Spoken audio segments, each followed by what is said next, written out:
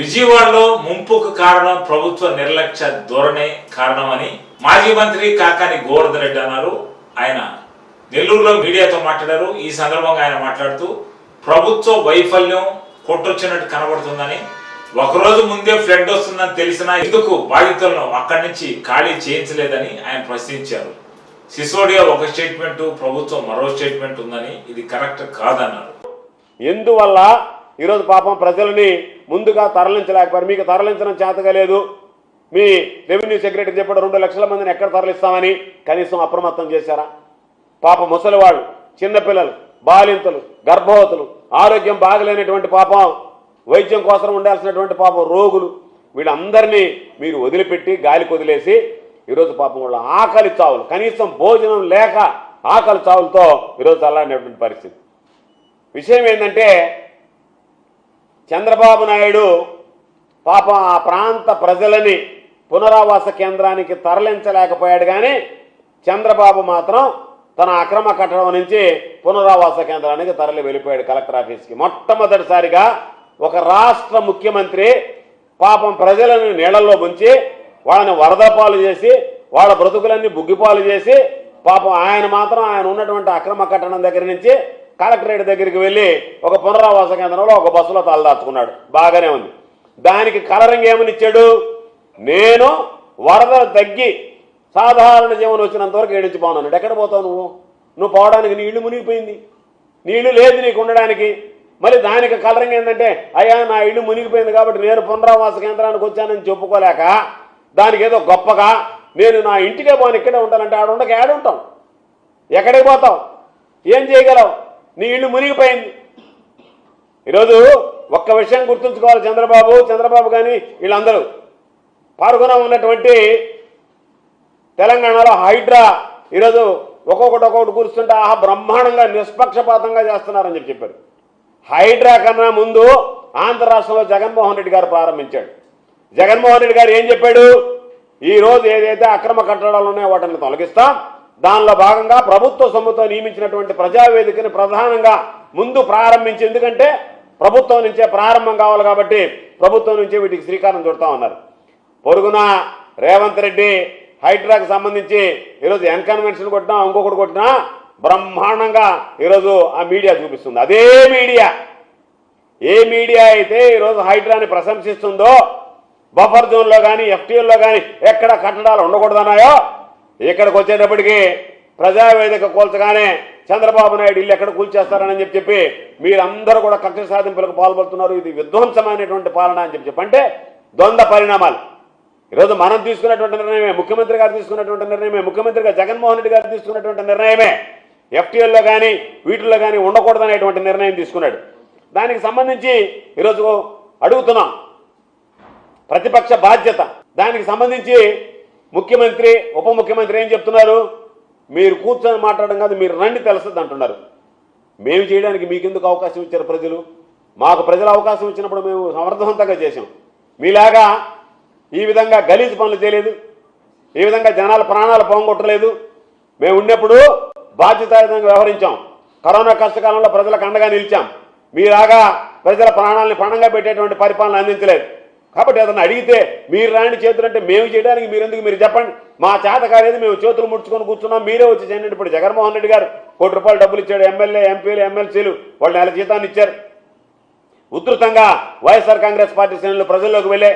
నేను అడుగుతున్నా, పైన తిరిగినటువంటి చంద్రబాబు జగన్మోహన్ రెడ్డి గారు క్షేత్రస్థాయిలో నడువులోతు నీడలో దిగిందాకా చంద్రబాబు నాయుడు ప్యాంటు తడిచిందా? అసలు చంద్రబాబు నాయుడు ఎక్కడన్నా కనపడ్డా? చంద్రబాబు నాయుడు బోటు మీద జాకెట్ వేసుకొని, లైఫ్ జాకెట్ ఒకటి వేసుకొని చేతులు ఊపుతా పోవడం తప్ప జనాలు ఎవరు లేని దగ్గర చంద్రబాబు నాయుడు జనంలోకి ఎప్పుడు పోయాడు? జగన్మోహన్ రెడ్డి గారు పోయిన తర్వాతనే పోయాడు. కాబట్టి మీ రియల్ టైం గవర్నెన్స్ ఏమైంది? మీ అనుభవాలు ఏమైనాయి? అసలు అత్యవసర సేవల విషయంలో ప్రోటోకాల్స్ ఎక్కడన్నా పాటించారా? ఒక మంత్రి మీద ఒక మంత్రి చెప్పుకుంటున్నాడు. ఆ మంత్రి వైఫల్యం ఉన్నాడు. చూపించడానికేమో ఆ రోజు మేము పెట్టినటువంటి వాహనాల రేషన్ సరుకులకు సంబంధించి బ్రహ్మాండంగా విజువల్ షాట్స్ చూపించారు. అవి క్షేత్రస్థాయిలో అందడం లేదు. అక్కడ వైఫల్యం చెందింది. వాళ్ళకి సంబంధించినటువంటి నిత్యావసర సరుకులు కానీ భోజనాలు ఇవ్వడంలో పూర్తి స్థాయిలో వైఫల్యం చెందారు. అదేవిధంగా ఈరోజు వ్యవసాయానికి సంబంధించి, ఉద్యానవన పంటలకు సంబంధించి లక్షల ఎకరాల నీట మురిగాయి. ఈరోజు దానికి సంబంధించినటువంటి ఇన్పుట్ సబ్సిడీ విషయంలో రైతులను ఉదారంగా ఆదుకోవాల్సినటువంటి అవసరం ఉంది. ముఖ్యమంత్రిగా జగన్మోహన్ రెడ్డి గారు ఉన్నప్పుడు ఇన్పుట్ సబ్సిడీ ఏదైతే ఉందో ఏ సీజన్లో నష్టం జరిగితే ఆ సీజన్ ముగిసే లోపలనే ఇన్పుట్ సబ్సిడీ అందించడం జరిగింది. ఈరోజు చంద్రబాబు నాయుడు హయాంలో ఎప్పుడు రైతులకు సంబంధించినటువంటి పాపం ప్రకృతి వైపరీత్యాలు నష్టపోతే దాన్ని బకాయిలు పెట్టి వెళ్ళిపోయాడు తప్ప ఎప్పుడు కూడా రైతుల గురించి ఆలోచన చేసినటువంటి పరిస్థితి లేదు. నష్టపోయినటువంటి రైతాంగాన్ని ఉద్యానవన పంటలు కావచ్చు, వ్యవసాయ పంటలు కావచ్చు, వరి కావచ్చు, వీటికి సంబంధించి నష్టపోయినటువంటి రైతాంగాన్ని ఈరోజు ఆదుకోవాల్సినటువంటి పని ఉంది. ఎందుకంటే ఇప్పటికే రైతులను మోసం చేశాడు చంద్రబాబు నాయుడు గారు.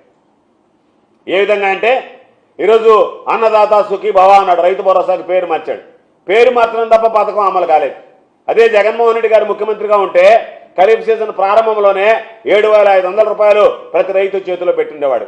కాబట్టి నువ్వు పథకాలు ఎగ్గొట్టావు, రైతులకు సంబంధించి ఆదుకోవాలనేటువంటి ఆలోచన ఉందో లేదో స్పష్టం చేయాల్సినటువంటి అవసరం ఉంది.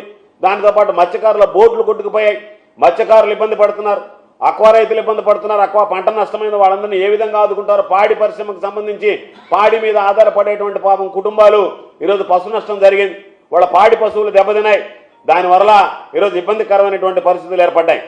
కాబట్టి ఈరోజు మీరు ఎన్ని మాట్లాడినా ఎన్ని చేసినా సరే ప్రభుత్వం ఈరోజు బుడమేరులో వరదలు కొత్త కాదు, కానీ ప్రభుత్వ వైఫల్యం మాత్రం కొట్టొచ్చినట్టుగా ఈరోజు కనిపించేటువంటి పరిస్థితి. ఇటువంటి పరిస్థితుల్లో చంద్రబాబు నాయుడు యొక్క డైవర్షన్ పాలిటిక్స్, ఎక్కడో బోట్లు కొట్టకొచ్చాయి, ప్రభుత్వం ఎవరి చేతిలో ఉంది? నీ చేతిలో లేదా? నువ్వు విచారణ చేయించలేవా? ఎవడో ఒకడు వైఎస్ఆర్ కాంగ్రెస్ పార్టీ నాయకులతో ఫోటోలు దిగితే రామ్మోహన్ అనేటువంటి వ్యక్తి ఆ వ్యక్తిని తీసుకెళ్లి ఈరోజు మీరు ఇబ్బందులు పెడతారు. ఆ ఓనర్ల చేత మీరు ఈ విధంగా వీళ్ళ మీద చెప్పండి, వైఎస్ఆర్ కాంగ్రెస్ పార్టీ వాళ్ళ మీద అని చెప్పి ఇవన్నీ ఏనికి? నీ వైఫల్యాన్ని కప్పిపుచ్చుకోవడానికి, వైఎస్ఆర్ కాంగ్రెస్ పార్టీ మీద నెపం నెట్టడానికి, చేతకానటువంటి వాడు ఆడలేక మధ్యలో ఓడు అన్నట్టుగా నువ్వు చెయ్యలేక నీకు చేతకాక దాన్ని తీసుకొచ్చి వైఎస్ఆర్ కాంగ్రెస్ పార్టీకి ఆపాదించడానికి ఈరోజు నేను చేస్తున్నటువంటి కుట్రలో భాగం. కాబట్టి ఈరోజు ఒకటే విషయం చెప్తున్నాం, మీడియా పరిస్థితి ఏంటంటే జాకీలు పెట్టి ఎత్తుతున్నారు, మామూలుగా కూడా కాదు ఎత్తడం. చంద్రబాబు నాయుడు ఒక వరద ప్రాంతాన్ని పరిశీలనకు పోతే దాని పక్కన రైలు కట్టుంటే రైలు పోవా? చంద్రబాబు నాయుడు వస్తున్నాను ఉన్న రైలుకి తెలుసా ఆగిపోద్ది అది అంట. చంద్రబాబు నాయుడు ఆడ నిలబడు అంటే ప్లాట్ఫామ్ మీద చంద్రబాబు నిలబడ్డా ప్లాట్ఫామ్ మీద రైలు పోకూడదు, ప్లాట్ఫామ్ మీద రైలు పోతే చంద్రబాబు నాయుడుకి త్రుటిలో తప్పినటువంటి ప్రమాదం. ఆడ నిలబడ్డ దగ్గర వార్తలో ఉంది, ఆయన కన్నా మీటర్ దూరంలో సెక్యూరిటీ వాళ్ళు నిలబడి ఉన్నారు ట్రాక్కి. అటువంటిది పాపం త్రుటిలో ప్రమాదం తెప్పిందని జాకీ అయితే దానికి పెద్ద ఆర్టికల్. పాపం ఆయన ప్రజల ప్రాణాలను కాపాడడానికి పోయి ఆయన ప్రాణాన్ని పణంగా పెట్టాడు. త్రుటిలో తెప్పింది, లేకపోతే పాపం చంద్రబాబు నాయుడికి ఏం జరగాలో జరిగిపోయిందని చెప్పి దానికి ఒక కలరింగ్. చూడడానికి ఒరే సిగ్గుపడతారే, ఏమనుకుంటారనేటువంటిది అది మొత్తం వదిలేసి నీకు అనుకూలం ఉండేటువంటి మీడియా ఏ విధంగా మాట్లాడాలనేటువంటి దాని మీద ఈరోజు దృష్టి పెడుతుంది. కాబట్టి మేము అడుగుతున్నాం, ఎవరో మీరు తీసుకువెళ్ళి రకరకాలైనటువంటి మాటలు చేయడం మీకు ఉన్నదేంది? మీరు ప్రజలను కాపాడాలి, ప్రజలకు రక్షకులుగా ఉండాలి. వాటన్నిటిని విస్మరించి ఈరోజు ఆ బురదంతా వైఎస్ఆర్ కాంగ్రెస్ పార్టీ మీద, జగన్మోహన్ రెడ్డి గారి మీద తలతా. మీ లక్ష్యం ఏంది? Diversion politics. మన మీద ఉన్నటువంటి అపప్రదపడింది, చంద్రబాబు నాయుడు వైఫల్యం చెందాడు, చంద్రబాబు నాయుడు అనేటువంటి వ్యక్తి వల్ల విజయవాడ మునిగిపోయింది, చివరికి చంద్రబాబు నాయుడే పునరావాసంలో తలదాచుకున్నాడు. కాబట్టి ఇటువంటి దుర్భరమైనటువంటి పరిస్థితులు ఏర్పడడానికి ప్రభుత్వ వైఫల్యం, ప్రభుత్వ యంత్రాంగం వైఫల్యం చెందింది. వరదలకు ముందు, వరదల తర్వాత ప్రభుత్వం ప్రజలను పట్టించుకోలేకపోయింది. ఎన్నడూ జరగనటువంటి ఘోరమైనటువంటి పరిస్థితి. మీరు ఎంతసేపటికి ఎవరెవరిని ఇబ్బంది పెట్టాలా, ఎవరెవరిని తీసుకురావాలని చెప్పి హుటాహుటిన ఎక్కడో మదనపల్లిలో ఫైలు తగలబడ్డాయంటే హెలికాప్టర్లో పంపించినటువంటి నువ్వు ముందస్తు జాగ్రత్తలు తీసుకోవడంలో వైఫల్యం చెంది దానిని తీసుకొని ఆ బురదను కూడా ఈరోజు వైఎస్ఆర్ కాంగ్రెస్ పార్టీకి అంటకట్టాలనేటువంటి ప్రయత్నం చేస్తే అంతకన్నా దారుణమైనటువంటి పరిస్థితులు ఉండవు. కాబట్టి నువ్వు అన్ని మాటలు చెప్పావు, అవన్నీ హామీలను అమలు చేయకుండా ఏమి హామీలు అమలు కావు, ఎవరిని పట్టించుకో. నీ జీవితం, నీ యొక్క ఆలోచన అంతా నేను ఏమీ చేయకుండా గత ప్రభుత్వాన్ని, జగన్మోహన్ రెడ్డి గారిని విమర్శిస్తా, ఎవరన్నా జగన్మోహన్ రెడ్డి గారి తరఫున గొంతెత్తితే వాళ్ళని అరెస్టు చేస్తా, పాత కేసులు తిరగదోడతా, భయభ్రాంతులకు గురి చేస్తా, డైవర్షన్ పాలిటిక్స్ చేస్తా, నా మీద మరకబడకుండా చూసుకుంటాను తప్ప నేను బాధ్యత వహించును అన్నట్టుగా ఈరోజు మాట్లాడుతున్నావు. కాబట్టి